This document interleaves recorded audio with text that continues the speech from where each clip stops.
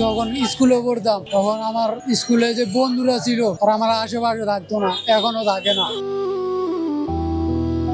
মানে বড় ভাইয়ের সাথে দেখা হইলে অনেক মারে, মনে করেন স্টিলের আছে না, আমার বড় ভাই ওই স্টিলের পাইপ দিয়ে মারে। ক্যামেরার সামনে যে তরুণটিকে দেখছেন তার নাম রিগেন। বয়স মাত্র 25 বছর। জন্ম থেকেই তিনি একজন প্রতিবন্ধী, তার একটি হাত নেই। এই শারীরিক প্রতিবন্ধকতাই যেন তার জীবনের প্রতিটি দরজায় বাধা হয়ে দাঁড়িয়েছে।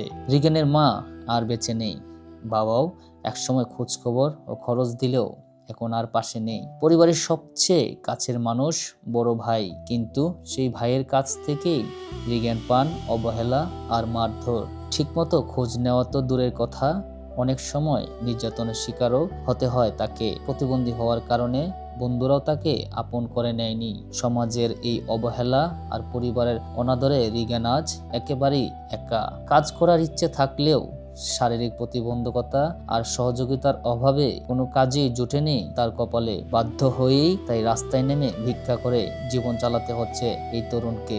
যখন স্কুলে পড়তাম তখন আমার স্কুলে যে বন্ধুরা ছিল ওরা আমার আশেপাশে থাকতো না, এখনো থাকে না। ওরা আমার কাছ থেকে এখনো দূরে থাকে, কেন এটা জানি না ভাই। মানে এখনো যদি বাড়িতে যাই ওরা কেউ আমার আশেপাশে থাকে না। নৌকায় মাছ টাছ ধরি, নৌকায় নদীতে, নদীর ওরাই আমার আশেপাশে থাকে। যা করলো স্কুলে পড়ছি ওরা আমার আশেপাশে থাকে না।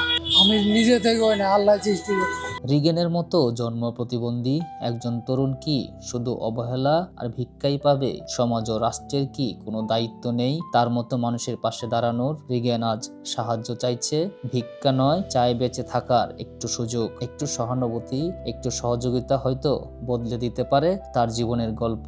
ক্যামেরায় আশিককে সঙ্গে নিয়ে আমি মোহাম্মদ সোহেল রানা, ঢাকা প্রেস, ঢাকা।